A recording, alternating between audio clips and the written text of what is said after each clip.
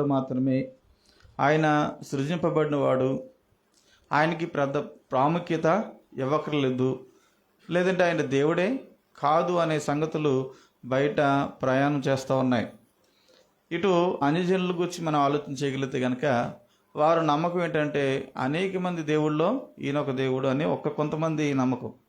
మరికొంతమంది నమ్మకం ఏంటంటే అసలు యేసు ప్రభు మనిషే లేడు, అసలు వీళ్ళు బైబిల్ని క్రియేట్ చేసుకున్నారు, వీళ్ళు సొంతంగా రాసుకున్నారు, యేసు అనే క్యారెక్టరే భూమి మీద లేదు, ఆయనకి ఏ ఆధారాలు లేవు, చరిత్రలో ఏ రుజువులు కూడా ఆయన ఉన్నట్లుగా లేవు అని కొంతమంది వాదిస్తూ ఉంటారు. మరికొంతమంది అయితే కేవలం యేసుప్రభు మనిషే కానీ దేవుడు కాడు, ఏదో అనేకమైన గొప్పవారిలో ఆయన ఒక గొప్పవాడు, లేదంటే గొప్ప బోధకుడు, అంతే తప్ప ఆయనకి దేవుడి స్థానం ఇవ్వకూడదు అనేది కొంతమంది అభిప్రాయం. అలాగే కొంతమంది క్రైస్తవంలోనే చాలా రకాలైన వారు ఉన్నారు. ఉదాహరణకి మీరు యెహోవా రాజ్యం అని ఉంటుందండి, యెహోవా సాక్షుల గురించి మీరు ఆలోచన చేయగలిగితే కనుక అసలు యేసుక్రీస్తు వారు అన్న ఆయనే దేవుడు కాదు, ఆయన కేవలము మనిషి మాత్రమే, దేవుడు కలగజేసిన ఒక మనిషి. ఆదామును దేవుడు ఎలాగైతే కలగజేశాడో యేసుక్రీస్తు వారిని కూడా అలాగే కలగజేశాడు, వారు చెప్పే విధానం అది. అలాగే మిగతా సంఘ విశ్వాసులైన వారు ఎన్నో రకాలైన అభిప్రాయాలు కలిగి ఉంటారు. కొంతమంది దేవుని కుమారుడు మాత్రమేని, కొంతమంది మనిషి కుమారుడు మాత్రమేని, కొంతమంది దేవుడని, కొంతమంది దేవుడు కాదని. అంటే యేసుక్రీస్తు వారి గురించిన సరైన అవగాహన లేని సమాజంలో మనం జీవిస్తూ ఉన్నాం. నిజానికి యేసుక్రీస్తు వారి గురించిన సరైన అవగాహన మనం కలిగి ఉండవలసిన అవసరం ఉందా అని మనం ప్రశ్నించుకుంటే ఖచ్చితంగా యేసుక్రీస్తు వారి గురించిన సంపూర్ణమైన అవగాహన, జ్ఞానము మనకు కలిగి ఉండవలసిన అవసరం ఎంతైనా ఉంది. మనం నమ్మిన ఆయన మనం ఎరగకపోతే పరిస్థితి ఏంటండి? మనం నమ్మిన ఆయన్ని మనం ఎరగాలా లేదా? ఖచ్చితంగా ఎరగాలి. అలా ఎరగని పక్షాన మనం ఏం నమ్ముకున్నట్టు? చూడండి, తిమోతికి రాసిన 2వ పత్రికలో వాక్యం ఏం తెలియజేస్తుందో ఒకసారి ఆలోచన చేయడానికి ప్రయత్నం చేద్దాం. తిమోతికి రాసిన 2వ పత్రిక 1వ అధ్యాయము 22వ వచనంలో చూస్తే పౌలు గారు ఏమని మాట్లాడుతున్నాడో చూడండి. 2వ అధ్యాయము కాదు 1వ అధ్యాయము 12వ వచనం. ఎంత చెప్పాను నేను? 22 చెప్పానా? 12వ వచనం. ఆ హేతువు చేత ఈ శ్రమలను అనుభవించున్నాను కానీ, అది అండర్లైన్ చేసుకోండి, నేను నమ్మిన వాణ్ణి ఎరుగుదును గనుక సిగ్గుపడను. చూసారా, ఎవరో సాక్ష్యం ఇస్తున్నారు తెలుసా? అపోస్తలుడైన పౌలు సాక్ష్యం ఇస్తున్నాడు. ఏమని ఇస్తున్నాడు అని అంటే, నేను నమ్మిన వాణ్ణి ఎరుగుదును. ఎంత ధైర్యంగా చెప్తున్నాడండి. కాబట్టి నేనేం చేయబడ్డం? సిగ్గుపడవలసిన పరిస్థితి నాకు లేదు. అంటే ప్రతి వ్యక్తి కూడా దేవుణ్ణి అలాగే ఎరగాలని. నేను నమ్మిన దేవుడిని నేను ఎరగకపోతే కనుక నేనేం నమ్మినట్టు? నేను ఎలా నమ్మినట్లు? ఆయన్ని నేను ఎరగకపోతే, ఆయన గురించి సమాచారం నా దగ్గర లేకపోతే, ఆయన గురించి ఉన్నతమైన జ్ఞానం నేను సంపాదించలేకపోతే నేను ఏమి నమ్మినట్టు? మీకు అర్థమవుతుందా? నేను 10th క్లాస్ చదివేసానంటే 10th క్లాస్లో ఉన్న ఆ సబ్జెక్టుల మీద నీకు పట్టలేదంటే, అసలు పరిచయమే లేదంటే ఏం చదివినట్లు? ఒక ఇంజనీర్ చేసి, ఒక డాక్టర్ చేసి ఆ సబ్జెక్టే నీకు అసలు తెలియదంటే నువ్వు ఏం చదివినట్లు? అర్థమవుతుందండి? అంటే మనం ఏదైతే చదువుతున్నామో, ఏదైతే నేర్చుకుంటున్నామో దాని గురించి ఎరగవలసిన అవసరం ఉంది ఖచ్చితంగా. మీరు ప్రశ్నించుకోండి, నేను నమ్మిన దేవుడు నేను ఎరిగి ఉన్నానా? మీరు నమ్మిన దేవుడు మీరు ఎరిగి ఉన్నారా? ఎరిగి ఉండడానికి తెలుసుకోవడానికి తేడా ఏంటి చెప్పండి? ఎరగడానికి తెలుసు అనడానికి తేడా ఏంటి చెప్పండి? వ్యత్యాసం చెప్పండి. పేరు తెలిస్తే తెలుసు అని చెప్పచ్చు, కానీ పేరు తెలిసినంత మాత్రాన ఎరుగుదునని చెప్పగలమా? చెప్పలేము. ముఖ్యమంత్రి ఎవరైనంటే చెప్తాం, ఎవరు? నారా చంద్రబాబు నాయుడు, అంతే, అంతవరకే. ఎరుగుదును అని చెప్తావు నువ్వు?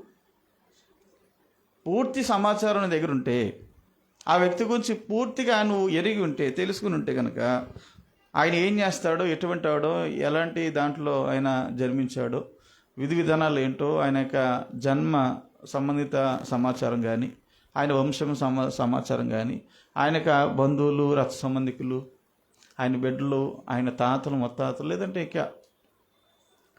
కాబట్టి ఎరగడం అనే దానికి, తెలుసు అనే దానికి చాలా వ్యత్యాసాలు ఉన్నాయి. అయితే మనం నమ్మిన దేవుడు మనం ఎరిగి ఉన్నామా లేదా అనేది మనం పరిశీలన చేసుకోవాలి. ఎరగవలసిన అవసరం ఉందా లేదా అనేది కూడా పరిశీలన చేసుకోవాలి. ఎరగవలసిన అవసరం ఉందా? తిమోతికి రాసిన మొదటి పత్రిక అనుకుంటా 2:4 చూడండి ఏముందో. 2:4 ఆయన మనుషులందరూ, దేవుడు ఆశిస్తున్నాడంట, మనుషులందరూ రక్షణ పొంది సత్యమును గూర్చిన అనుభవ జ్ఞానం గలవారై ఉండవలనని. చూసారా? అంటే అనుభవం లేకుండా ఉండొద్దు అంటున్నారు అనిల్ రాయగలరాగా. అనుభవం లేకుండా ఉండొద్దు అంటున్నారు. ఖచ్చితంగా అనుభవం ఉండాలంట. హమ్మింగ్ వస్తుంది చూడు, సౌండ్ కొంచెం మార్చు. అంటే నేను నమ్మిన దేవుణ్ణి ఎరగాలి, అలాగే నేను నమ్మిన ఆయన గురించి నాకు ఏముండాలండి? అనుభవ జ్ఞానం ఉండాలి. అనుభవ జ్ఞానం లేకపోయినా, నేను ఎరగకపోయినా, ఈ లోకంలో నేను నామకార్థ క్రైస్తవుడిని, నామకార్థ ఏదో పేరు మోసేవాడిని తప్ప నిజానికి దేవుడి గురించి సమాచారం దగ్గర లేదు. ఎఫెసీ పత్రిక 4వ అధ్యాయము. ఇవన్నీ కూడా మనకి ప్రారంభానికి ముందుగా ఈ మాటలు చెప్తా ఉన్నాను. 4వ అధ్యాయము 11 నుంచి చదువుదాం. మనమందరము విశ్వాస విషయంలోను దేవుని కుమారుని గుర్చిన జ్ఞానం విషయంలోను, అంటే మనం అందరం అంటే సంఘంలో ఉన్నవారు అందరూ కూడా దేంట్లో ఏకత్వం ఉండాలి? అది విశ్వాసం విషయంలోనూ ఉండాలి, దేవుని కుమారుడు గుర్చిన జ్ఞానంలో ఉండాలి. చాలామంది మీ విశ్వాసం మీదండి, మా విశ్వాసం మాది. అదేంటి? అందరి విశ్వాసం ఒకటి కాదా? అంటే విశ్వాసం విషయంలో ఏకత్వం అంటే నీ విశ్వాసము బైబిల్ సంబంధంగా ఉండాలి, నా విశ్వాసం కూడా బైబిల్ సంబంధంగానే ఉండాలి. నా విశ్వాసం వేరండి, మీ విశ్వాసం వేరేనంటే మారిపోతుంది విశ్వాసాలు. కాబట్టి విశ్వాసం విషయంలో ఎలా ఉండాలి? ఏకత్వం పొందాలి. తర్వాత చెప్తున్నాడు దేవుని గూర్చిన, అంటే యేసుక్రీస్తు వారు గూర్చిన జ్ఞానం విషయంలో కూడా ఏకత్వం ఉండాలి. అంటే మీరోడు చెప్పకూడదు, నేనోడు చెప్పకూడదు. ఏం చెప్పాలా? అందరూ ఒకటే చెప్పాలా, అందరూ సత్యమే చెప్పాలా, అందరూ వాక్యంలో ఉన్నదే చెప్పాలా. వేరుగా చెప్తే ఏకత్వం ఎక్కడ ఉంది అక్కడ? ఇప్పుడు నేను చెప్పాను, ఇంతకుముందే చెప్పాను, యేసుప్రభు దేవుడు అని ఒకరు అంటారు, యేసుప్రభు దేవుడు కాదని ఒకరు అంటారు. యేసుప్రభు ప్రవక్త అని ఒకరు అంటారు, అసలు ఆయనకి ఏ విధమైన శక్తి సామర్థ్యాలు లేవు, కేవలం నరుడు మాత్రమే అని ఒకరు అంటారు. ఒకరైతే అసలు ఆయన చరిత్రలోనే లేడంటారు. ఏంటి ఏకత్వం ఇక్కడ? కాబట్టి బైబిల్ చాలా జాగ్రత్తగా ఆలోచన చేయడానికి మనం పరిచయం చేయాలి. అయితే బైబిల్ గ్రంథంలో దేవుడు కుమారుడు, ఆయన పంపబడినవాడు, ఆయన నరుడు, ఇలాంటి మాటలు మనం విన్నప్పుడు ఆయన పెద్ద ఏం కాదులే అనుకుంటున్నారు చాలామంది. కేవలం ఎవరు ప్రాముఖ్యత అనుకున్నారంటే కేవలం తండ్రి అయిన దేవుడు, అంటే యెహోవా దేవుడే బైబిల్లో ప్రాముఖ్యత కలిగిన వాడు, యేసుప్రభు పెద్ద ప్రాముఖ్యత కలిగిన వాడు కాదు అనే ఒక ఆలోచనలో ఎవరు ఉంటున్నారండి? ఇప్పుడు ఉంటున్నారు, ప్రస్తుతానికి అదే ఉంటున్నారు. డిబేట్లు చేస్తున్నారు, ఇంకా ఏవో మాట్లాడుకుంటున్నారు యేసుప్రభు గురించి. అసలు యేసుప్రభు గురించి మనకు తెలియదనే చెప్పాలి. అదేంటండి ఇన్ని సంవత్సరాలు అయింది నేను దేవుడు నమ్ముకుని యేసుప్రభు గురించి తెలీదా? తెలిసలేదా? ఏమీ తెలియదు. కేవలం యేసు అంటే తెలిసిపోతుందా? ఆయన ఎవరు, ఆయన ఔన్నత్యం ఏంటి, ఆయన మహిమ స్థితి ఏంటి, ఆయన ఉన్నతమైన లోకంలో ఏమై ఉన్నాడు, ఈ భూమి మీద ఉన్న వరకే మనం ఆలోచన చేస్తే, ఇప్పుడు సీజన్ వచ్చింది, ఏం ఆలోచన చేస్తున్నారు వీళ్ళు క్రైస్తవులు అనబడిన వారు? క్రిస్మస్. ఇప్పుడు క్రిస్మస్ అనగానే క్రీస్తు పుట్టుక అని చెప్పగానే ఏం గుర్తొస్తుంది మనసులోనికంటే? పాక, పశువుల తొట్టె, అక్కడ 4 పశువులు, ఇంకా చిన్న లైటింగ్ కదండి, అంతే అయిపోయింది. సంవత్సరం ఇలా పెట్టేస్తే మేము దేవుడికి ఏదో చేసామని ఫీల్ అయిపోతున్నారు. చూడండి, క్రైస్తవులు అనబడిన వారు కూడా క్రీస్తు కూర్చున్న అవగాహన లేదు. ఇప్పుడు ఆయన జన్మించి ఈ లోకంలో 2025 సంవత్సరాలు అయినప్పుడు కూడా ఇప్పటికీ కూడా బాలయేసేనా? ఇప్పుడు కూడా శిశువేనా? ఇప్పుడు కూడా ఆయన ఎక్కడ పొరుంటాడు? పశువుల తొట్టులోనేనా? అవగాహన లేని స్థితి ఇది. యేసుప్రభు గురించి సరైన అవగాహన లేదు మనుషులకి. ఆయనకు ఔన్నత్యాన్ని, ఆయనకు మహిమా స్థితిని మనుషులు ఏం చేస్తున్నారు ఈ రోజునంటే? తగ్గించేస్తున్నారు. నువ్వేం తెలియజేస్తున్నావు? ఆయన్ని ఎలా ఉన్నాడని తెలియజేస్తున్నావు లోకానికి? నిజమే, నువ్వు క్రిస్మస్ చేసి యేసు పుట్టాడని చెప్తున్నావు, ఎలా పుట్టాడు, ఎలా ఉన్నాడని చెప్తున్నావు. ఇప్పుడు కూడా చిన్న పిల్లోళ్ళలాగా ఉన్నాడని చెప్తున్నావు నువ్వు, అంతేనా? అదే చెప్తున్నావు. చిన్న పిల్లోళ్ళలాగా ఉన్నాడా? తండ్రి కుడిపాసన సింహాసనాసనుడై ఉన్నాడా? చిన్న పిల్లవాడిలాగా ఉన్నాడా? లోకాన్ని రక్షించే ఆ స్థితిలో ఆయన ఉన్నాడా? చిన్న పిల్లవాడిలాగా ఉన్నాడా? దేవుని యొద్ద దేవుడై ఉన్నాడా? ఆయన స్థితి మనకు సరైన రీతిలో గుర్తించలేకపోతే కనుక మనం ఏమి నేర్చుకున్నట్టు ఆయన గురించి. కాబట్టి చాలా జాగ్రత్తగా క్రైస్తవులు అనబడిన మనం నేర్చుకోవాల్సిన అవసరం ఉంది. అసలు యేసుక్రీస్తు వారు ఆయన మహిమ, ఆయనకు తగ్గింపు జీవితాన్ని మనం ఆలోచన చేయగలిగితే కనుక నిజానికి ఆయన స్థితి, ఆయన స్టేటు మానవ రూపం కాదండి. అయింది ఎవరిది? యేసు ప్రభుది. యాక్చువల్గా ఆయన స్థితి ఎటువంటిది? మానవ రూపం కాదు. అలాగని ఆయన ఎవరు తగ్గించలేదు, అలాగని ఆయన తక్కువగా చేయబడలేదు, అలాగని ఆయన ఎవరో బలవంతకరంగా ఈ లోకంలోనికి పంపించలేదు. ఇలాగ మనుషులకి అనేకమైన ఆలోచనలు. అంటే పంపబడినవాడు, పంపినవాడు. ఇప్పుడు పంపబడినవాడు చిన్నవాడు, పంపినవాడు ఎవరు అనుకుంటున్నారు? పెద్ద. కానీ దేవుడి దగ్గర అది ఉండదు. యేసుప్రభు ఈ లోకంలో ఒక శరీరధారిగా వచ్చాడనంటే దాని అర్థం ఏంటి? తన్ను తాను తగ్గించుకుని వచ్చాడు. ఆయన తగ్గించి లోకంలోనికి ఎవరు పంపించలే. అది ఆయన తగ్గింపులో మనం చూడాలి. ఇప్పుడు దేవుడు తన్ను తగ్గిస్తే మనం తగ్గించకూడదు. ఈ రోజున తగ్గించవచ్చా? ఇప్పుడు చాలామంది యేసుప్రభు దేవుడు కాదనడానికి రీజన్ ఏం చెప్తారంటే, ఆయన వచ్చినాడండి, ఆయన పంపిస్తే వచ్చినాడు. ఇప్పుడు పంపించినాడు గొప్పోడు కానీ వచ్చినాడు గొప్పోడు. చూసారు ఎలాగంటున్నారు? నిజానికి ఆయన్ని ఎవరైనా బలవత్కారంగా తగ్గించి పంపించారా, లేదా తనకు తానుగానే తగ్గించుకుని వచ్చాడా? తనకు తానుగానే తగ్గించుకుని వచ్చాడు. అర్థమవుతుందా? ఎవరు తగ్గించలేదు. ఆయన మహిమ ఎక్కడ కూడా తగ్గలేదు.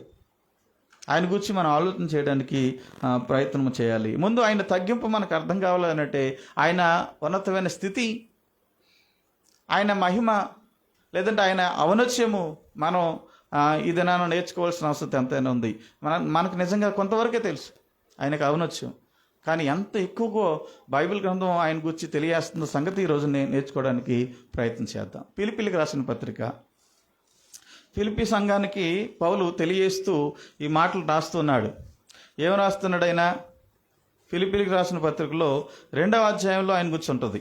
చూడండి, ఫిలిప్పీలకు రాసిన పత్రిక 2వ అధ్యాయము 5 నుంచి చదువుదాం. క్రీస్తు యేసునకు కలిగిన ఈ మనస్సు మీరును కలిగినుడి. ఎవరండి అండర్లైన్ చేసుకోండి. ఎవరండి అయినా? యేసుక్రీస్తు దేవుని స్వరూపం కలిగిన వాడయండి. దేవునితో సమానంగా ఉండుటకు విడిచిపెట్టకూడని భాగ్యమని ఎంచుకొనలేదు కానీ మనుషుల పోలిక పుట్టి దాసుని స్వరూపము ధరించుకుని తన్ను తాను రిక్తునిగా చేసుకున్నాను. తన్ను తాను రిక్తునిగా అంటే తన్ను తాను తగ్గించుకున్నాడు కదా. 8వ వచనం కూడా ఆయన ఆకారమందు మనుషునిగా కనబడి మరణం పొందినంతగా, ఆయన శిలువ మరణం పొందినంతగా విధేయత చూపిన వాడే తన్ను తాను తగ్గించుకున్నాడు. తను తాను తగ్గించుకున్న స్థితి అండి ఇది. మనం తగ్గించకూడదు. యేసుప్రభు తక్కువడని ఈ వచనాలను గూర్చి మనం ఆలోచన చేయగలిగితే ఎక్కడ తగ్గింపు మనకి కనిపించదు. తన్ను తాను తగ్గించుకోవడం వల్ల ఆయన తక్కువవాడుగా కనిపిస్తున్నాడా? ఎందుకు ఆయన ఎవరో మనం పరిశీలన చేయడానికి ప్రయత్నము చేద్దాం. పైన 6వ వచనంలో మీరు గమనించండి, 2 మాటలు అక్కడ కనిపిస్తాయి. 2 మాటలు ఏంటి చెప్పండి? ఎవరైనా ఆయన దేవుని స్వరూపం కలిగినవాడు, దేవునితో సమానంగా ఉండుటకు విడిచిపెట్టుకుని. ఇప్పుడు 2 విషయాలు ఏంటంటే, ఒకటి దేవుని స్వరూపం కలిగినవాడు ఆయన, రెండవది ఆయన దేవునితో సమానుడు.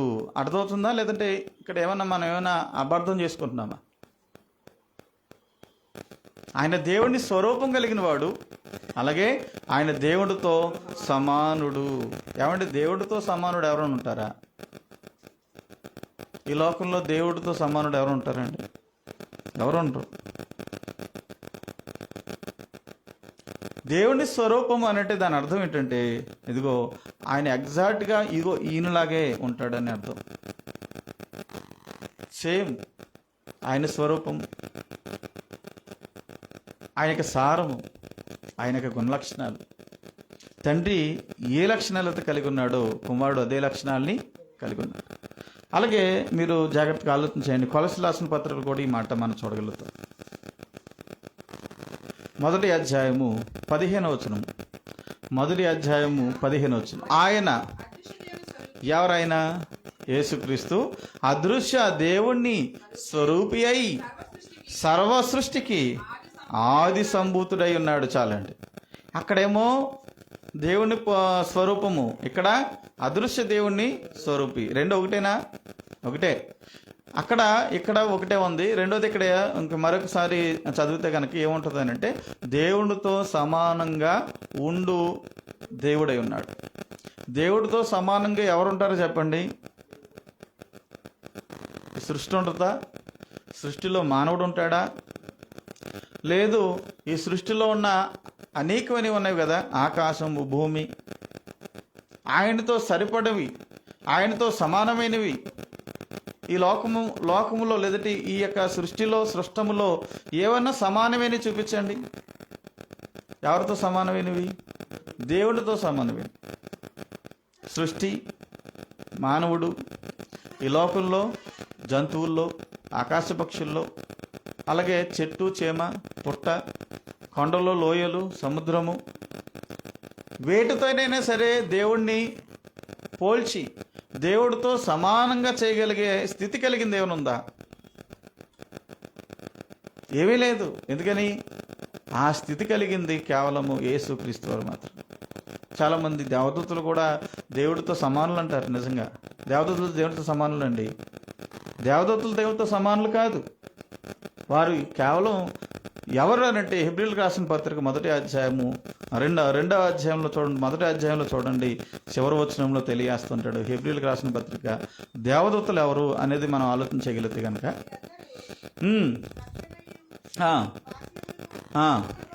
పొందబోవారికి పరిచారం చేయుటకే పంపబడిన సావుకులైన ఆత్మల గారా. చూసారా? అంటే దేవదూతలు దేవుడితో సమానులా అని మనం ఆలోచించగలిగితే కనుక, దేవదూతలు ఎక్కడికి కూడా ఎప్పుడు కూడా దేవుడితో సమానులు కారు. ఈ సృష్టి దేవుడితో సమానం కాదు. అలాగే ఈ సృష్టిలో ఉన్న మనిషి కూడా దేవుడితో సమానము కాదు. ఎప్పుడు కూడా మనిషే, దేవుడు దేవుడే. మరి గ్రంథం ఏంటి ఇలా చెప్తుంది? యేసుక్రీస్తువారట ఎవరంట?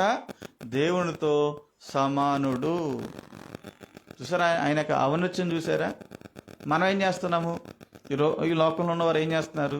తగ్గిస్తున్నారు. ఆయన మహిమను ఏం చేస్తున్నారండి? తగ్గిస్తున్నారు. దేవుడితో సమానుడైన ఆయన్ని బట్టి ఈ లోకంలో ఉన్నవారు ఏం చేస్తున్నారంటే, ఆయన్ని మహిమను తగ్గించి ఈయన ఇటువంటి వాడు, అటువంటి వాడు. ఎందుకంటున్నారంటే, ఇదిగో ఇక్కడ గ్రంథంలో కొన్ని మాటలు ఉంటాయి. దేవుని కుమారుడు, మనిషి కుమారుడు, దావీదు కుమారుడు, అబ్రహాం కుమారుడు, ఏమండి? ఇంకా ఇలా చెప్పినవన్నీ కూడా యేసుప్రభుకి ఆకలేయడం, యేసుప్రభుకి బాధ వేయడం, యేసుప్రభుకి కన్నీళ్ళు వెళ్ళడం, ఎలాగొచ్చే మెదడుకు వచ్చాయండి కదండి. యేసుక్రీస్తు వారికి దుఃఖం కలగడం, యేసుక్రీస్తు వారు శ్రమ పొందడం, యేసుక్రీస్తు వారు శిలువ మరణం పొందడం, అంటే ఇవన్నీ వాళ్ళు ఏమనుకుంటున్నారంటే, దేవుడైతే ఆయనకి అలా ఉండదు కదా అనుకుంటున్నారు. దేవుడైతే అలాగెందుకు ఉంటుంది? దేవుడైతే ఆకలి ఎందుకు ఉంటుంది? దేవుడైతే శ్రమ ఎందుకు వస్తుంది? దేవుడైతే కన్నీళ్ళు, దుఃఖం ఎందుకు వస్తుంది? దేవుడైతే ఆయన ఎందుకు ఈ లోకంలో ఎంత బాధపడవలసిన పని ఏమొచ్చింది? దేవుడైతే శిలువ మరణం ఎందుకు పొందవలసి వచ్చింది?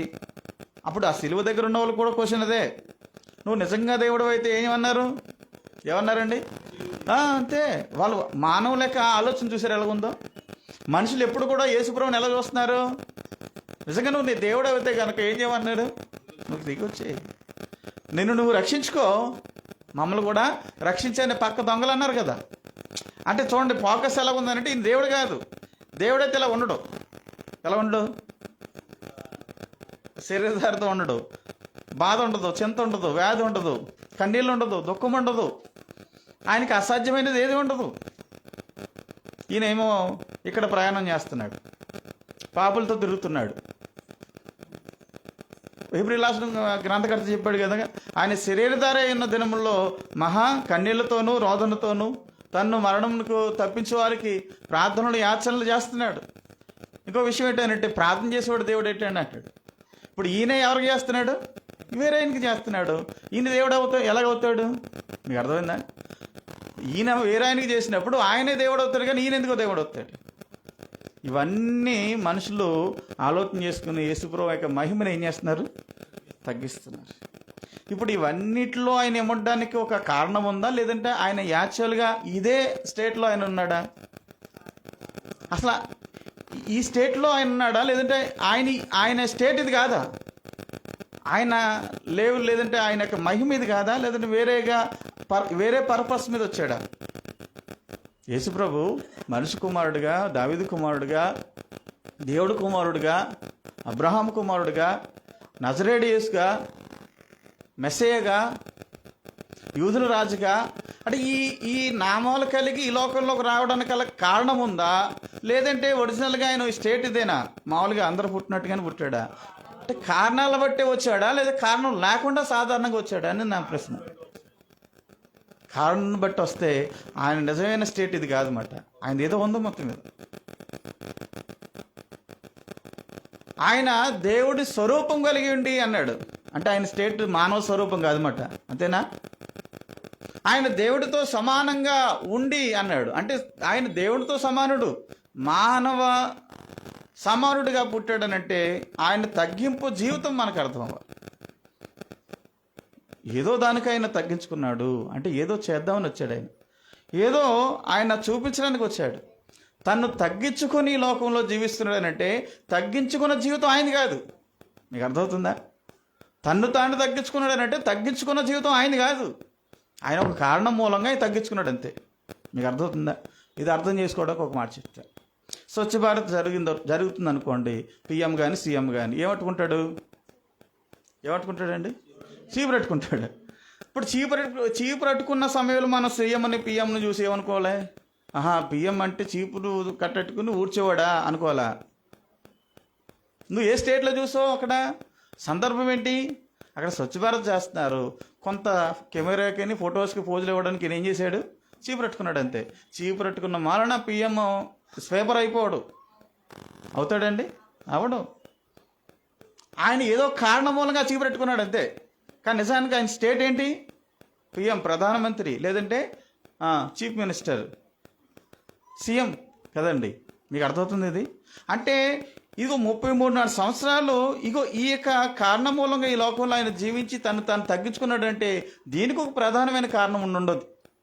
ఖచ్చితంగా ఉండాలి తప్ప మనకులాగా సాధారణంగా ఈ లోకంలోకి వచ్చి అలా జీవించలేదు ఆయన. గుర్తుపెట్టుకోండి. అక్కడే ఆయన మహిమను మనం తక్కువగా అంచనేస్తున్నాం. మనం అంటే మనం కాదు, క్రైస్తవ లోకం కదండి. ఆయన పుట్టుక వేరు, మన పుట్టుక వేరు. ఆయన ఈ లోకంలోకి వచ్చిన పర్పస్ వేరు, మనం ఈ లోకంలోకి వచ్చిన పర్పస్ వేరు. ఆయన మహిమను తగ్గించడానికి కారణం ఏంటంటే ఆయన సరైన రీతిలో అర్థము చేసుకోలేదు కనుక. యాక్చువల్గా ఆయన స్టేట్ ఏంటంటే ఆయన దేవుని స్వరూపం కలిగిన వాడు. ఆయన ఒరిజినల్లో లేదంటే ఆయన ఉండే స్థితి ఏంటంటే ఇదిగో దేవుణ్ణి స్వభావము స్వరూపము కలిగిన వాడు. అంత మాత్రమే కాదు, అతను ఎవరో దేవునితో సమానుడు అని. దేవునితో సమానుడు. మీరు అర్థం చేసుకోవడానికి ప్రయత్నం చేయండి. దేవుడితో సమానుడైన వాడు ఎవరుంటారు? దేవుని పోలిన వారు ఎవరుంటారు? దేవుని స్వరూపం కలిగిన వారు ఎవరుంటారు? ఎవరుంటారు సార్? ఎవరు ఉండరు అని అర్థమవుతుంది, కానీ ఎవరుంటారు? దేవుడే ఉంటాడు అంతే. దేవుడితో సమానమైన వాడు ఎవరుంటారండి? దేవుడే ఉంటాడు అంతే. అంతేనా? మానవుడితో సమానమైన వాడు ఎవరో చెప్పండి. అంతేనా? లేదండి, మానవుడితో సమానమైన ఎద్దు అనుకున్నాం అనుకోండి, సమానమా? ఎద్దు అయితే కాడి ఒకటేమో మనిషి మీద ఎత్తాలి, ఒకటేమో ఎద్దు మీద ఎత్తాలి. అవుతాడా? సమానం అయితే రెండుని. లేదండి, మనిషి గాడిదలాట్టాడు అన్నాడు అనుకోండి, సమానమా? చూడండి, మనకు అర్థమవుతుంది. మనిషికి సమానమైనడు మనిషే, మరొకటి లేదు. గాడిది, కుక్క, నక్క ఏమీ లేదు. ప్రకృతిలో ఏం పెట్టినా సెట్ అవ్వదు, మనిషికే సెట్ అవుతాడు. అలాగే దేవుడితో సమానుడైన వాడు ఎవరో తెలుసా? దేవుడే, సింపుల్గా చెప్పాలంటే. కానీ దేవుడు ఏమన్నాడు బైబిల్ గ్రంథంలో? చూడండి, యెషయా గ్రంథము 40వ అధ్యాయము. ఈరోజు యేసుప్రభు యొక్క ఔన్నత్యాన్ని నేర్చుకుంటున్నా, గుర్తుపెట్టుకోండి. ఆయన ఈ లోకంలోకి వచ్చిన ఆ జీవితాన్ని మనం చూడకూడదు. ఆయన ఒరిజినల్ స్టేట్ ఏంటో మనం చూడవలసిన అవసరం ఉంది అన్న సంగతి మీకు తెలియజేస్తున్నాను. ఈ లోకంలో ఉన్నవారు ఏం చూస్తారు? యేసుప్రభు కన్నీళ్ళు విడిచాను అది చూస్తారు. అంతేనా? యేసుప్రభు గాయములు పొందాను అది చూస్తారు. యేసుప్రభు ఏం చేశాడు? ప్రార్థన చేశాను. యేసుప్రభుని ఎవరు మోసం చేశారు? ఇస్కరియోతు యూదా మోసం చేశారు. ఇవన్నీ ఆయన ఈ లోకంలో చేయవలసిన పనులు బట్టి ఆయన ఇలా ఉన్నాడు తప్ప ఆయన ఒరిజినల్ స్టేట్ ఇది కాదు. ఏదో కారణం ఉంటుంది. అసలు దేవుడితో సమానుడు ఎవరు ఉంటారో చెప్పండి. ఎవరితోనైనా పోల్చొచ్చా? దేవుణ్ణి దేనితోడైనా పోల్చొచ్చా? చెప్తున్నాడు యెషయా గ్రంథంలో చూడండి 40వ అధ్యాయము 18వ వచనము. కావున అది ప్రశ్నకి మనం జవాబు చెప్పాలి. ఇప్పుడు మనం, నన్ను మీరు ఎవరితో పోల్చుదురు? ఏ రూపము నాకు సాటి చేయగలరు? చాలండి. మీరు ఎవరితో నన్ను పోలుస్తారు?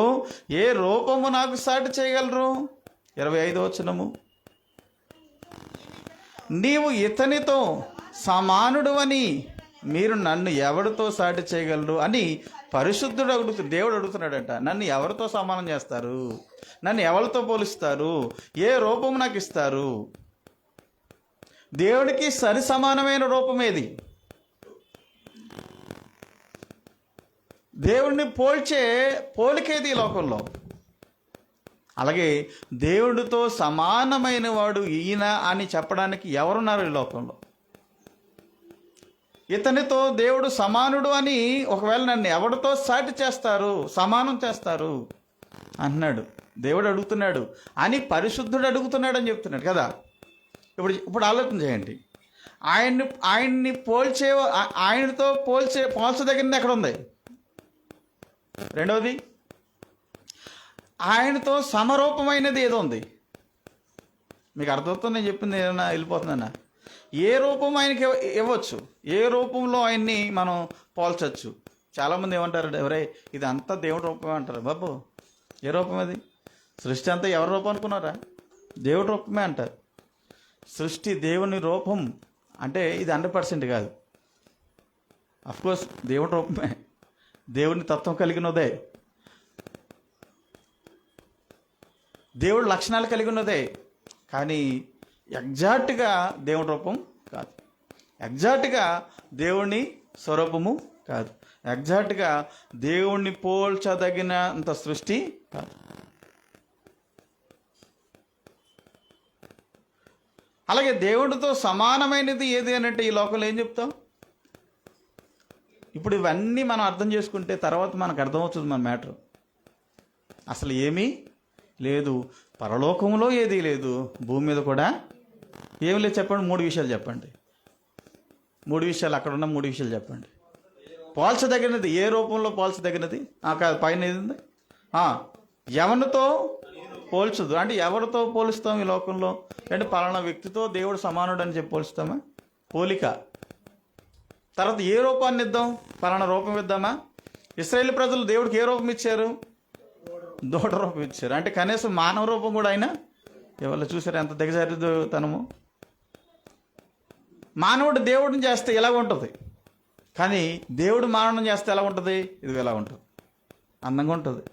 కానీ మానవుడు దేవుడిని చేస్తే ఏముంటుంది అంటే నక్కగానో పందిగానో పురుగుగానో ఏదో దాన్ని చేస్తాడు. నేను దీంట్లో చూసుకుంటున్నాను దేవుడిని అంటే మళ్ళీ మరి మీ పిల్లవాడిని చూసుకోవచ్చు కదా. కోతిలో నీ పిల్లవాడిని చూసుకో, ఒక తోక వచ్చింది, ఎదరేమో మూత వాసింది. ఇప్పుడు ఏం చేద్దాం? ఆపరేషన్ చేసి తోక తీసేయాలంటాడు. ఎందుకని? మంచిదే కదా. పంది ఆకారంలో పుట్టాడు, ఇప్పుడు ఏం చేద్దాం? మంచిదే కదా. కానీ అక్కడ సెట్ అవ్వదు. కానీ ఎవరికి ఇచ్చేసి ఆ రూపం?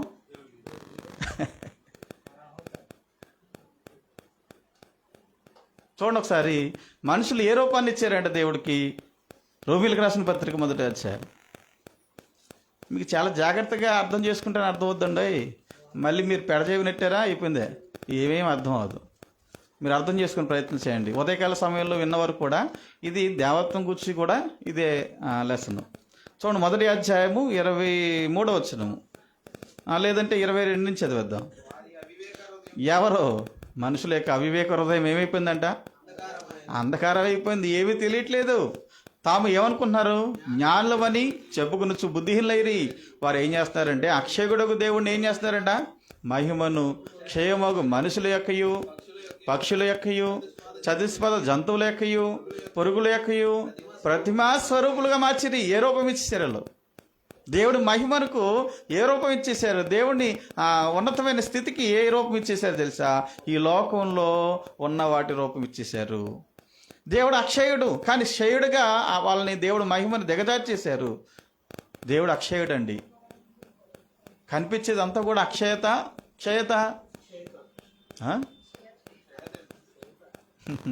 కనిపించేది అంతా కూడా ఏంటంటే క్షయత. ఎందుకు? పౌలు చెప్తున్నాడు. కొరింథీయులకు రాసిన 2వ పత్రిక 4వ అధ్యాయము 16-17 వచ్చిన చూడండి. పౌలు గారు తెలియజేస్తున్నాడు అక్కడ క్లారిటీ. 4:16-17. కావున మేము అధైర్యపడం, మా బాహ్య పురుషుడని శరీరం కృషించుచున్నాను, ఆంతర్య పురుషుడు దినదినము ఏం చేయబడుతున్నాడు? నూతన పరచబడుతున్నాడు. మేము దృశ్యమైన వాటిని చూడక అదృశ్యమైన వాటి యందే నిదానించి చూస్తున్నాము గనుక క్షణమాత్రముండు మా చున్నకని శ్రమ మా కొరకు అంతకంతకు ఎక్కువైన నిత్యమైన మహిమ భారమును కలుగజేస్తున్న తర్వాత. ఎందుకంటే దృశ్యమైనవి అనిత్యములు, అదృశ్యమైనవి నిత్యము. అంటే కనిపించేవన్నీ కూడా ఎటువంటివి అంట? అనిత్యములు, శాశ్వతం కాదు.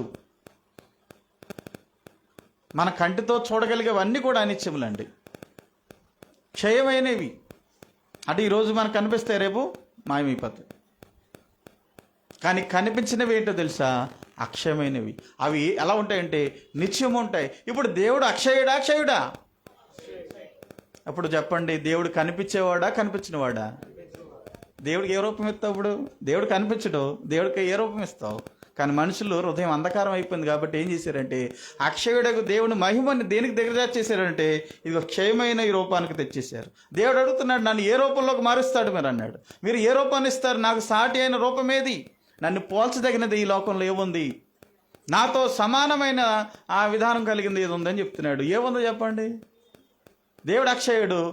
అక్షయత కలిగింది ఏదీ లేదు లోకంలో నీతో శుద్ధగా. అంతేనా? టైం అయిపోతే మనం ఏమైపోవాలా? చలో. క్షయత ఎంత ఉంది. అది ఈ క్షయతలోని దేవుణ్ణి ఎక్కడ పోలుస్తావు నువ్వు? అక్కడే ఫెయిల్ అయిపోయావు. దేవుణ్ణి పోల్చదగింది ఎక్కడ కూడా లేదు. క్షయమైన దాంట్లో అక్షయుడు ఎక్కడ పోల్చదగింది లేదు. అందుకనే దేవుడు అడుగుతున్నాడు, నన్ను ఎవరితో సమానం చేస్తావు? ఎవరితో నువ్వు పోలుస్తావు? ఏ స్వరూపం నాకు సాటి చేస్తావు? ఏమి కూడా చేయలేము. కానీ రోమపత్రులు ఏం చేశారు? వీళ్ళు అక్షయుడు దేవుడు మహిమను క్షయమగు మనుషుల యొక్క స్వరూపంగా మనుషులు దేవుడు చేసేసారు. ఇంకా పక్షుల యొక్కయు చతుష్పద జంతువుల యొక్కయు పురుగుల యొక్కయు ప్రతిమా స్వరూపులు, అంటే దేవునికి ప్రతిమా స్వరూపులుగా వీళ్ళని మార్చేశారు. మా దేవుడండి ఎవరైనా తలుపు దేవుడు ఎవరైనా. ఇప్పుడు నాకు నమ్మకం అండి అది. చూసారా ఎవరు మార్చేశాను? ఇప్పుడు నేను పీవీసీ డోర్ని మార్చేశాను. మైక్ దేవుడు కదా. నాకు ఇది నమ్మకం. ఇది లాజిక్ చెప్పిన వాళ్ళు ఆ లాజిక్ ఎలా ఉంటుంది అంటే సృష్టిలో దేవుడు మమేకమై ఉంటాడు. ఎక్కడ చూసినా దేవుడే. అదేంటండి దేవుడు క్షీణించిపోతున్నాడు? ఇది దేవుడు అనుకుందాం, పోన్లే ఇది దేవుడు అనుకుందాం, ఇది దేవుడు ఓకేనా. కొన్నాళ్ళకి నా దగ్గర ఇది ఏమొచ్చో తెలుసా? చిరిగిపోయి సెదబట్టి పురుగు బట్టి మొత్తం ఏమైపోద్ది? ఏమైపోయాడు దేవుడు? ఏమైపోయాడు దేవుడు? చిరిపోయాడా? 10 రూపాయలతో వచ్చేస్తాడు. చూడండి మనుషులు అజ్ఞానంలో ఎలా ఉన్నారో. దేవునితో సమానమైనది, దేవునితో సమానమైన రూపము, దేవుడితో పోల్చదగినది ఏది కూడా లోకంలో లేదు. ఎందుకని? ఒకటే ప్రధానమైనది, ఈ లోకంలో ఉన్నదంతా కూడా క్షయత సంబంధిత సృష్టి. దేవుడంతా కూడా ఎవరు? అక్షయుడు, నిత్యం ఉండేవాడు. ఈ లోకము అశాశ్వతమైనది, అనిత్యమైనది. కాబట్టి దేవుణ్ణి పోల్చదగిన వాడు, దేవుడితో సమానమైనది ఈ లోకంలో ఎక్కడా లేదు. కానీ యేసుప్రభు దగ్గరికి వచ్చేటప్పటికి ఏమంటున్నాడు వాక్యం అంటే ఆయన దేవుణ్ణి స్వరూపము కలిగిన వాడు. ఇప్పుడు చెప్పండి, ఇదంతా మైండ్లో పెట్టి చెప్పండి, యేసుప్రభు ఏమై అన్నాడు? ఇప్పుడు చెప్పండి. అంతే కదా. దేవుణ్ణి పోలి ఎవరు ఉంటారంటే ఎవరు లేరని చెప్పాడు. దేవుడిని పోలి దేవుడే ఉంటాడు, అంతే, ఇంకేముంటాడు. దేవుడితో సమానుడు ఎవరని చెప్పండి అన్నాడు. ఇప్పుడు ఆయన సమానుడు అంటున్నాడు. ఇప్పుడు ఎవరో చెప్పాలా? దేవుడితో సమానుడు ఎవరండి? యేసుప్రభువే. ఆయన ఎలా ఉంటాడు తెలుసండి? ఆయన స్వరూపం ఎలా ఉంటుందంటే, ఆయన సమానత్వం ఎలా ఉంటుందో అప్పుడు మనం ఆలోచన చేయడానికి ప్రయత్నం చేద్దాం. హెబ్రీయులకు రాసిన పత్రిక 1వ అధ్యాయము, మీకు అర్థమవుతుందండి? 1వ అధ్యాయము 3 నుంచి చదువుదాం. అసలు యేసుక్రీస్తు వారి యొక్క ఉన్నతమైన స్థితి, ఆయనకు ఔన్నత్యం ఏంటో మనం నేర్చుకుంటున్నాం. ఆయన ఎవరైనా, అది గుర్తుపెట్టుకోండి, ఆయన దేవుని మహిమ యొక్క, అంటే దేవుణ్ణి చూపిస్తున్నాడు. ఈయన ఎవరో తెలుసా? దేవుణ్ణి మహిమ యొక్క తేజస్సు అన్నాడు. తేజస్సు అనే చోట 3 అంకెస్ ఉందండి. ఏంటి చెప్పండి? ప్రతిబింబము. ఇప్పుడు చెప్పండి, ప్రతిబింబం అంటే ఏంటో. మీరు నీటిలోకి వెళ్ళి చూస్తున్నారు, బకెట్ నీళ్ళు ఉన్నాయా, లేకపోతే నూతులో నీళ్ళు ఉన్నాయా? ఇలా చూడగానే ఎవరు ప్రతిబింబం కనిపిస్తుందండి? ఎవరు చూస్తున్నారో మీది కనిపిస్తుందా? మీరు చూస్తున్నారా? ఎవరైతే చూస్తున్నారో వారి ప్రతిబింబం అక్కడ పడుద్ది, అంతేనా? ప్రతిబింబం వేరు, చూసే వ్యక్తి వేరా? ఎగ్జాక్ట్గా పడుద్దా లేదంటే వేరుగా పడుద్దా అండి? ఇప్పుడు నేను చూశాను అనుకోండి, నేను పడకుండా నక్కదో మా ఏదో కుక్కదో వచ్చిందండి మొక్కం, ఇప్పుడే నాది పడినట్టు. అది ఎగ్జాక్ట్గా నా యొక్క ఇమేజ్ అక్కడ పడుతుందండి, అదే ప్రతిబింబం, అంతేనా? ఇప్పుడు యేసుప్రభువు ఎవరు అంటున్నాడు? ఎందుకనంటే దేవుని యొక్క ప్రతిబింబం. అంటే దేవుడు వేరుగా ఉన్నాడా? యేసుప్రభువు వేరుగా ఉన్నాడా? ఎగ్జాక్ట్గా ఎవరిది పడుతుందంటే ఇక్కడ ప్రతిబింబం అనగానే దేవుని ప్రతిబింబమై ప్రభు అయిన యేసుక్రీస్తు. ఇప్పుడు దేవుని వేరుగా ఎలా చూస్తాం? యేసుప్రభుని వేరుగా ఎలా చూస్తాం? ఆయన ప్రతిబింబం అంటున్నాడు, ఆయన స్వరూపం అంటున్నాడు, ఆయనతో సమానుడు అంటున్నాడు. ఇప్పుడు ఈ మాట చెప్పు అనుకోండి, ఆయనతో సమానుడైతే ఆయన ఏమన్నాడు? తండ్రి నీ చిత్తమైతే ఈ గిన్నె నా ఎదురు నుండి తొలగించు. అదేంటండి, ఆయన సమానుడైతే చేయించుకోవచ్చు కదా. లాజరు సమాధి దగ్గరికి వెళ్ళి ప్రార్థన చేసి, అందుకని ఎలా ఎందుకు చేయాలా? రొట్టెలు పంచిపెట్టేటప్పుడు పరలోకమున్న దేవా నువ్వు అనుగ్రహించని ఎందుకు ప్రార్థన చేయాలి? ఇవన్నీ లాక్కొస్తారన్నమాట. ఒకవేళ ఆయన దేవుడితో సమానుడైతే కనుక ఆయన రెండో రాకడ ఆయన తెలుసలేదా? ఆయన ఏమన్నాడు? రెండో రాకడ నాకు తెలియదు అన్నాడు. తండ్రికి తప్ప ఇంకెవరికి తెలియదు అన్నాడు. ఇవన్నీ తీసుకొచ్చి ఏం చేస్తారంటే, దేవుడు తండ్రి అయిన దేవుడు, ఈయన కేవలం కుమారుడే కాబట్టి ఆయనతో సాటి కాడు, సమానుడు కాదు. సమానుడు అంటే ఏం చేయాలా? దేవుడితో సమానుడిగా ఉండేవాడు ఏం చేయాలి తెలుసా? నిత్యుడై ఉండాలి, సర్వశక్తుడై ఉండాలి, సర్వాంతర్యామై ఉండాలి, సమస్తం పోల్చదగిన వాడై ఉండాలి. అంటే ఈ చిన్న చిన్నవి తీసుకుంటారన్నమాట. ఇది అసలు దేనికో, ఈ యొక్క కారణాలు ఏంటో, భూమి మీద ఆయన జీవితం దేనికో వారికి తెలియదు అన్నమాట. అంటే ఇది ఒక ప్రత్యేకమైనదని తెలీదు. ఆయన తను తగ్గించుకుని వచ్చాడనే సంగతి తెలీదు, కానీ మాట్లాడతారు. కానీ యేసుప్రభు మహిమ ఎక్కడ తగ్గించలేదండి వాక్యంలో. ఇంతకు ఆయన ఎవరో తెలుసా? దేవుని యొక్క మహిమ యొక్క తేజస్సు, అంటే ప్రతిబింబం. ఆయన పరలోక ప్రతిబింబం ఏంటండి? మనము పాట పాడతాం కదా, పరలోక ప్రతిబింబం ఏంటంటే సంఘం. పరలోకం ఎలాగుంటుందో సంఘం కూడా అలాగే ఉండాలి. అదే ప్రతిబింబం. అంటే ఇప్పుడు అలా లేవనుకోండి, మన ప్రతిబింబం కాదు, మన ప్రతిబింబం కాదు. నిజానికి యాక్చువల్ చెప్పాలంటే సంఘం యొక్క పరిస్థితులు, సంఘంలో ఉన్న వాతావరణం ఎలా ఉండాలంటే పరలోకంలో ఎలా ఉన్నావో అలాగే ఉండాలి. అలా లేకపోతే అది ప్రతిబింబము కాదు. యేసుప్రభు ఎవరంట? మహిమ యొక్క తేజస్సు అని అంటే మాట్లాడుతూ ఇంకా కిందకు వచ్చేటప్పుడు మాట్లాడుతున్నాడు. ఆయన ఎవరి తత్వం చెప్పాలా? అది సంగతి. ఎవరైనా అంటే దేవుని తత్వం యొక్క మూర్తిమంతమై ఉండి తన మహత్తు గల మాట చేత సమస్తం నిర్వహించుచు పాపముల విషయంలో శుద్ధీకరణ తానే చేసి దేవదూతల కంటే ఎంతో శ్రేష్టమైన నామం పొందెను.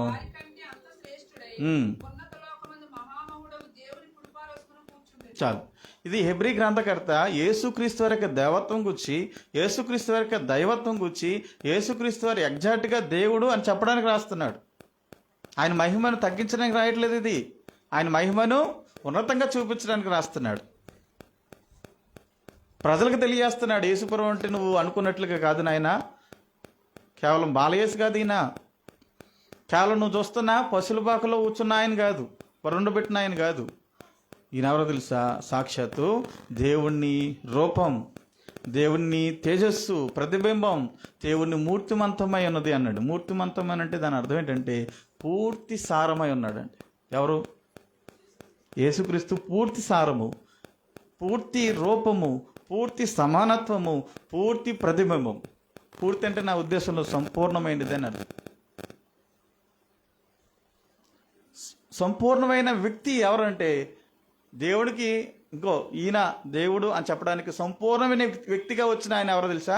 యేసుప్రభువే. దేవుడు ఈయన అని చెప్పడానికి సంపూర్ణమైన వ్యక్తిగా వచ్చిన ఆయన ఎవరో తెలుసా? యేసుప్రభు. ఈయన అందుకనే పిలుపుతో మాట్లాడుతూ యేసుప్రభు వారు ఏమన్నాడు? తండ్రిని చూపించవా అంటే ఏమన్నాడు ఆయన? వెంటనే చెయ్య ఇలా చూపించి దాంట్లో రింగులు తిప్పి ఎక్కడికో తీసుకెళ్ళి చూపించలేదండి. ఏం చేశాడు సార్? నన్ను చూసిన వాడు అదేంటండి తండ్రితో ఈక్వల్ ఈయన ఎలాగవుతాడు? ఏం చెప్పడానికి ప్రయత్నం చేస్తున్నాడు ఆయన? నన్ను చూసిన వాడు తండ్రిని చూసినవాడు. వాక్యం తెలియజేస్తుంది తండ్రి లాంటి వాడు ఎవరో లేడని చెప్తుంది. ఈయన ఏం చెప్తున్నాడు? నన్ను చూసినవాడు తండ్రిని చూసినట్టు చెప్తున్నాడు. ఇప్పుడు ఈయన ఎవరో చెప్పాలా? ఈయన మహిమ ఏంటో చెప్పాలా? ఈయన అస్తిత్వం ఏంటో చెప్పాలి, ఈయన సారం ఏంటో చెప్పాలి, ఈయన తత్వం ఏంటో చెప్పాలి, ఈయన స్వభావం ఏంటో చెప్పాలా, ఈయన స్వరూపం ఏంటో చెప్పాలా? ఇది ఈయన ఎగ్జాక్ట్గా దేవుని స్వరూపం, ఎగ్జాక్ట్గా దేవుని రూపం, దేవుని యొక్క తత్వము, దేవుని మూర్తిమంతమైన దేవుని యొక్క తేజస్సు, దేవుని యొక్క ప్రతిబింబము. పోలిక కాదు. ఏదో అంటారు పోలిక అండి. పోలిక అంటే పూర్తిది కాదండి. తండ్రి కుమారులు పోలిక ఉంటారు చూసారా? జాను వాళ్ళ నాన్నగారు ఇక్కడ ఉన్నారు, ఇద్దరు. చూడండి ఆయన గురించి.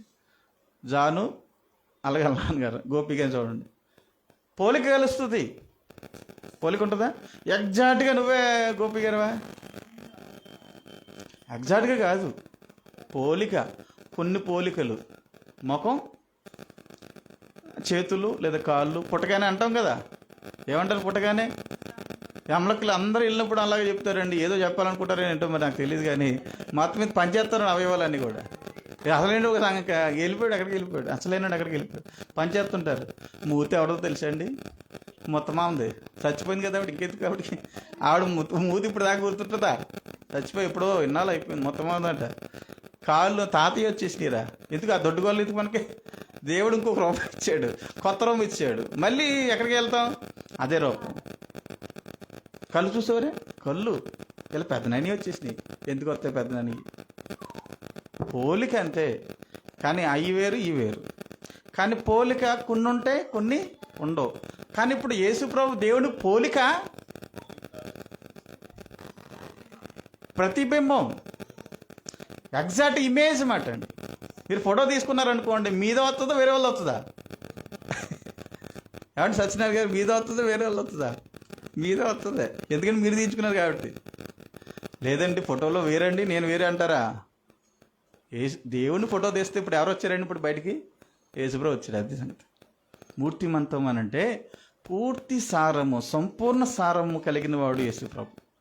ఎంత మాత్రం తగ్గించడానికి లేదండి. ఇది ఎవరితో తగ్గించడానికి లేదు? నువ్వు ఎవరినైతే దేవుడు అని పిలుస్తున్నావో, తండ్రి అయిన దేవుడిని ఎలాగైతే నువ్వు పిలుస్తున్నావో, ఆయనతో సమానుడైన, స్వరూపం కలిగిన, తేజస్సు కలిగిన, మూర్తిమంతమై ఉన్న దేవుడు ఎవరు? యేసుప్రభు. ఆయన ఎంత మాత్రం తీసేయడానికి లేదు అసలు. పోలికండి అంటే కాదు ఇక్కడ, ఎగ్జాక్ట్గా ఆయనే. ఎవరు? మన పరలోకముందున్న దేవుడిని చూడలేదండి. కనిపించిన దేవుడు కనిపించే దేవుడు వలె ఈ లోకంలోనికి వచ్చాడు. ఆయనే ప్రభు అయిన యేసుక్రీస్తు అనే సంగతి మీకు తెలియజేస్తున్నాను. కాబట్టి దేవుని తత్వము, దేవుని పోలిక, దేవుని స్వరూపం అని అంటే ఎగ్జాక్ట్గా ఎక్కడ తేడా రాదండి. ఎక్కడ తేడా రాదండి. దీంట్లో తక్కువ, దీంట్లో ఎక్కువ, దీంట్లో ఇది లేదు, దాంట్లో అది ఉంది, లేదంటే ఇది కలర్ తక్కువ, ఇది కలర్ ఎక్కువ, ఏమీ లేదు. పిల్లల్లో ఆ వ్యత్యాసం ఉంటుందండి. పిల్లలు ఉంటుందా? తల్లిదండ్రులు తెలుపు, పిల్లలు కొంచెం నలుపు. తల్లిదండ్రులు నలుపు, పిల్లలు కొంచెం తెలుపు. కొంచెం మారుతూ ఉంటుంటాయి. కొన్ని కొన్ని పోలికలు వస్తుంటాయి, కొన్ని ఏమో పోలికలు రావు. కానీ యేసుప్రభు అదే ఆ టైపు కాదు, ఆ విధానంలో కాదు. యేసుప్రభు పూర్తిగా తండ్రైన దేవుని ఇమేజ్లో ఆయన ఉన్నాడు. అందుకనే పిలుపు అడగగానే నన్ను చూచిన వాడు ఎవరిని చూసిన అన్నాడు. వెంటనే మారు మాట్లాడాడు పిలుపు గారు, లేదా అయిపోయింది అక్కడ. ఒకవేళ తప్పు చెప్పాడా యేసుప్రభు? ఏమీ తప్పలేదు. మీరు చూడండి, యేసుప్రభు మహిమను మనం ఎక్కడ తగ్గించకూడదు. ఆయన మహిమ ఏంటో తెలుసా? Equal to God. దేవుడితో సమానుడు అంటామే అన్నప్పుడే మనకు అర్థమైపోవాలా ఇంకా ఆయన ఎవరో అనేది.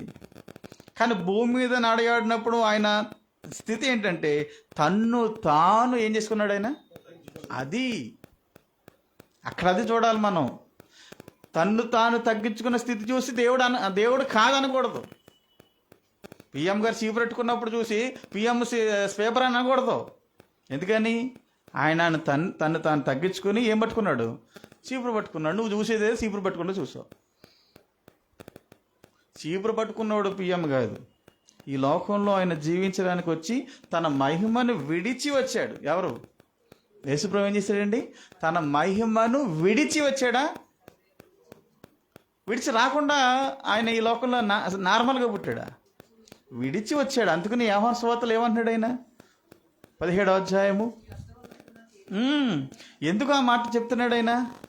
ఆయన విడిచి వచ్చాడు కాబట్టి మళ్ళీ అదే మహిమను తనకిమ్మని ఆయన జ్ఞాపకం చేసుకుంటున్నాడు. చూడండి ఒకసారి 17వ అధ్యాయము యోహాను సువార్త 4వ వచనంలో.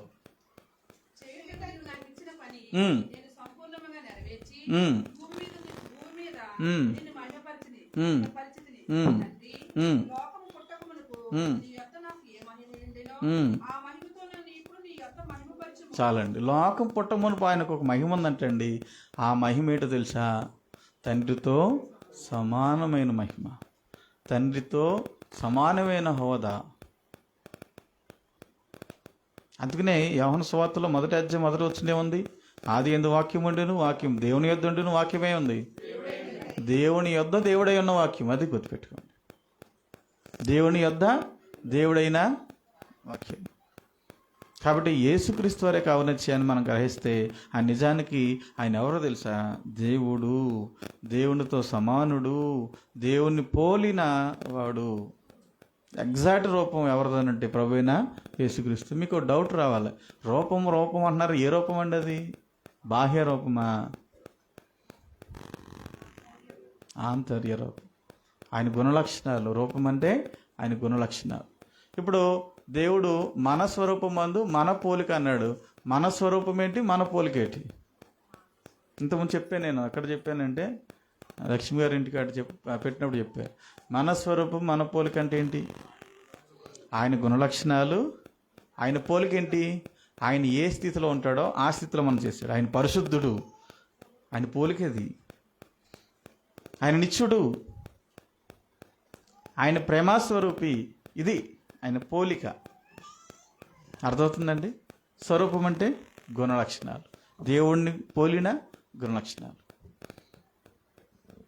కాబట్టి యేసుక్రీస్తు వారు ఎగ్జాక్ట్గా ఎవరి రూపం అని అంటే తండ్రి అయిన దేవుడు.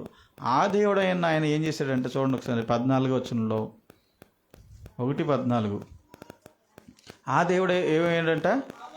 ఆ వాక్యము శరీరధారి అయి కృపా సత్య సంపూర్ణుడిగా మన మధ్య నివసించెను.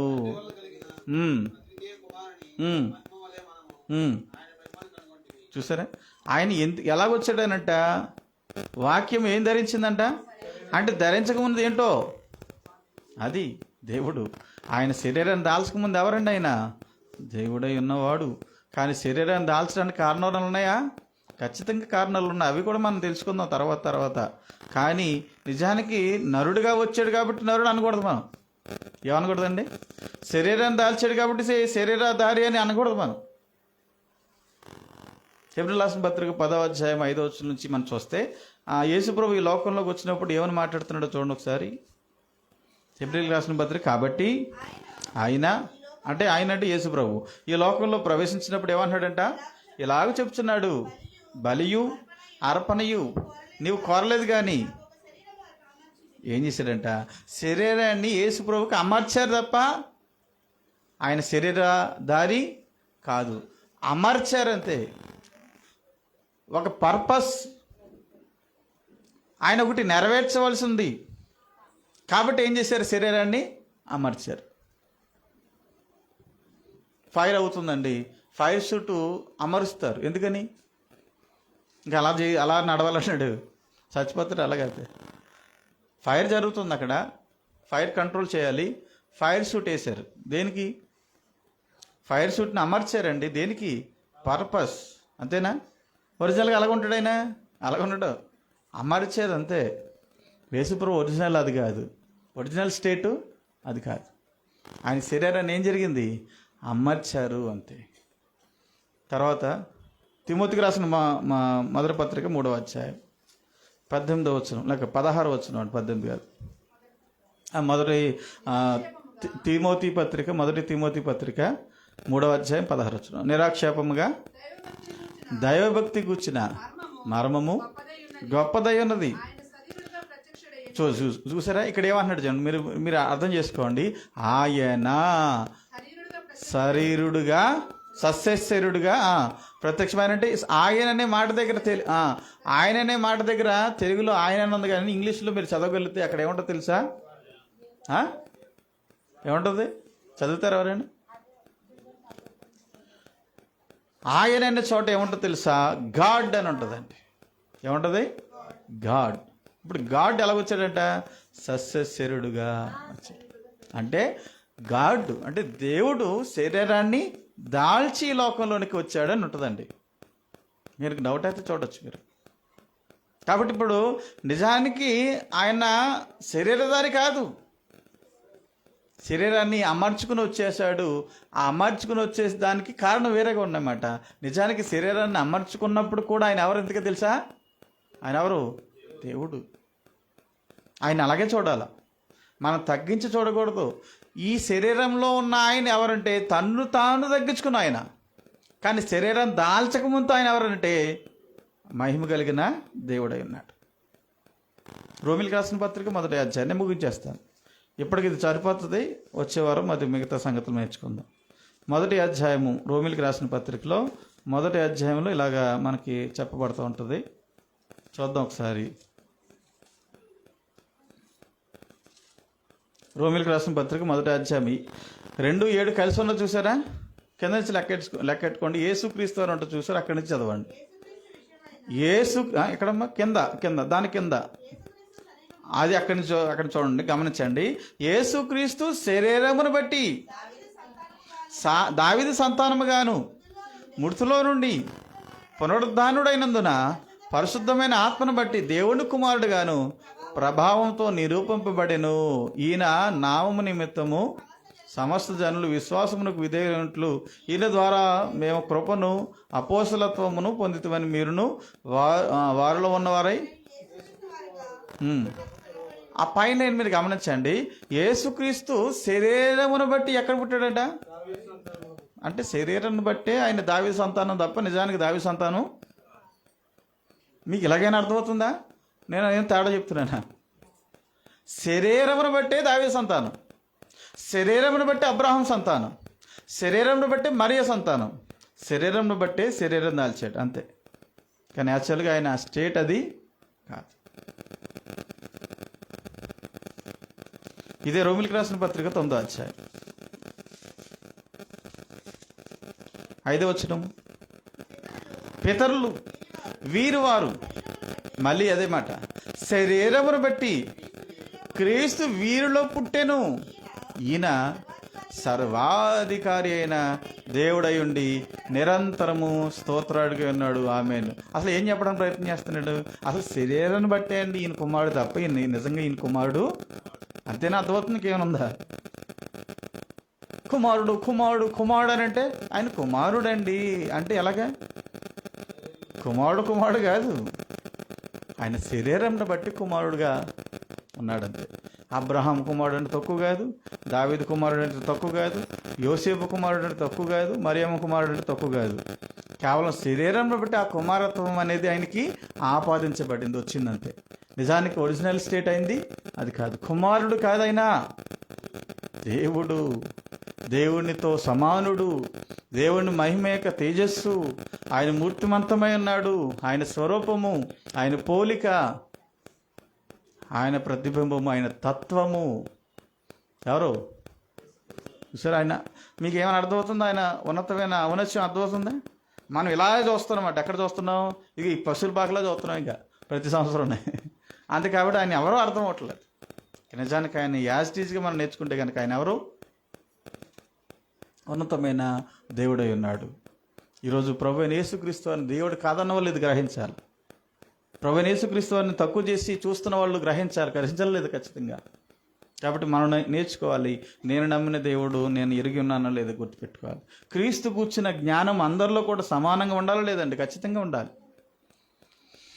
కాబట్టి దేవుడు ఎగ్జాక్ట్గా యేసుక్రీస్తు వారి వలె ఈ లోకంలోనికి వచ్చాడు. తన మహిమను విడిచి వచ్చాడనంటే అక్కడ అర్థం చేసుకోవాల్సింది తాను ఏం చేసుకున్నాడు? ఆయన తగ్గించుకొని. ఇప్పుడు తగ్గించుకుని ఆయన వచ్చాడు కానీ తగ్గించలేదు ఎవరు కూడా. తగ్గించుకున్నాడు కనుక తక్కువ కాదు. ఇది కూడా అర్థం చేసుకోవాలి. మళ్ళీ తిరిగి వెళ్ళి మళ్ళీ యథాస్థానంలో అయినా ఉన్నాడు, కూర్చున్నాడు. అందుకని కదా, దేవా నీవు లోకం పుట్టక మునుపు నాకు ఏ మహిమ అయితే ఉందో అదే మహిమతో నన్ను ఇప్పుడు మహిమపరచుము. అన్నెన్ని మాటలు ఉన్నాయండి యేసుక్రీస్తు వారి యొక్క పుట్టుకు, ఆయన యొక్క ఉన్నతమైన స్థితి ఔన్నత్యం వచ్చి. తగ్గింపు జీవితం మనకు తగ్గించుకున్నాడు అనే దానికి అంటే ఇదిగో ఆయన ఏ స్థితిలో ఉన్నాడో మనం అర్థం చేసుకుంటే ఎంత తగ్గించుకున్నాడో మనకు అర్థమవుతుంది. మానవుడిగా ఆయన వచ్చాడనంటే ఆయన ఒరిజినల్ స్థితి అయింది అది కాదు. మానవుడు కాదు, శరీరుడు కాదు, నరుడు కాదు. దేవునికి మన నరులకును మధ్యవర్తి ఒకడే అని చెప్పి ఆయన యేసుక్రీస్తు నరుడు అంటాడు. నరుడు అనగానే నరుడు కాదు, మళ్ళీ ఆయన తగ్గించుకున్న స్థితిని చూపిస్తున్నాడు అక్కడ. అంతే. మన తగ్గించుకున్న స్థితిని తీసుకువచ్చి నరుడు అంటే కాదు. అసలు ఆయన తగ్గించుకున్న స్థితి అది. ఈరోజుకి ఇది మనం అర్థం చేసుకోవడానికి ప్రయత్నం చేద్దాం. ఈరోజు ఏం నేర్చుకున్నాం అండి? యేసుక్రీస్తు యొక్క తగ్గింపులో ఆయన ఔన్నత్యాన్ని మనం గ్రహించడానికి ప్రయత్నం చేస్తూ ఆయన దేవుని స్వరూపం కలిగిన వాడు, దేవునితో సమానముగా ఉండేవాడు, దేవుని పోలికగా ఉండేవాడు, దేవుని యొక్క మహిమ యొక్క తేజస్సు, ఆయన తత్వం యొక్క మూర్తిమంతమై ఉన్నాడు. ఆయన పోలిన వారికి ఎవరు లేరని దేవుడు గురించి చెప్తే ఆయన పోలిన వాడు ఎగ్జాక్ట్గా దేవుడే ఉన్నాడు. దేవుని పోలినవాడు దేవుడే, మనిషిని పోలినవాడు మనిషే. కాబట్టి యేసు ప్రభు యొక్క ఔన్నత్యాన్ని ఇంకా మనం పరిశీలన చేద్దాం. దేవుని చిత్తం అయితే వచ్చేవారం మనం నేర్చుకోవడానికి ప్రయత్నం చేద్దాం. ఇంతవరకు విన్నాం. మీకు అందరూ ప్రభు పెట్ట వందనాలు తెలియజేస్తాం. అందరికీ వందనాలు. ప్రార్థన చేసుకుందాం.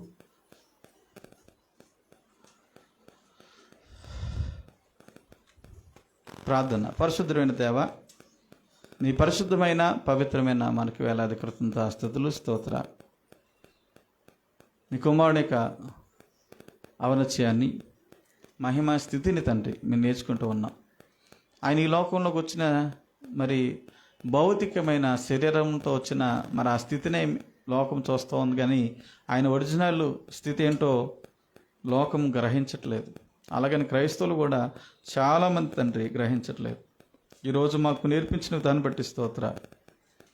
నిజానికి యేసుక్రీస్తు వారంటే ఎవరో కొంతవరకు మేము అర్థం చేసుకోవడానికి కృపనిచ్చారు.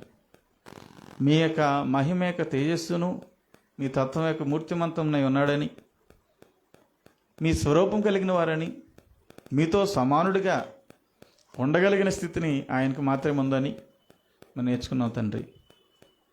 ఆయన గురించి మరిన్ని సంగతులు నేర్చుకోండి, మీ కృప దయచేయండి. ఇంతవరకు విన్నా సంఘం అంతటిని దీవించండి. వారి హృదయాల్లో ప్రభు గురించి ఉన్నతంగా ఆలోచన చేయడానికి మీ కృప దయచేయండి. మరి లోకస్తులు హేళన చేస్తున్నట్లుగా, మరి ఆయన చిన్న బాలుడిగా, మరి లోకస్తులు హేళన చేస్తున్నట్లుగా, శిలువలో మరణించాడు ఆయన దేవుడేంటి అన్నట్లుగా వారికి అర్థం కాని పరిస్థితి తండ్రి. నిజానికి బైబిల్ గ్రంథంలో ఆయన యొక్క ఉన్నతమైన స్థితిని మేము గ్రహించినట్లయితే ఎంతో గొప్పది, ఉన్నతమైనది, మహిమయుక్తమైనది. ఇంకనూ ఆయన గురించి నేర్చుకునే భాగ్యం దయచేయమని, ఇంతవరకు సహాయం ఇచ్చినందుకు కృతజ్ఞతాస్తుతులు అర్పిస్తూ కూడి వచ్చిన ప్రతి వారిని దీవించమని, తదుపరి కార్యక్రమం అంతట్లో మీ కృపా సన్నిధి తోడు దయచేయని వేడుకుంటూ యేసుక్రీస్తు నామములో ప్రార్థన అడుగుచున్నాము తండ్రి. ఆమేన్. అందరికీ వందనాలండి. ఈ సమయంలో మరి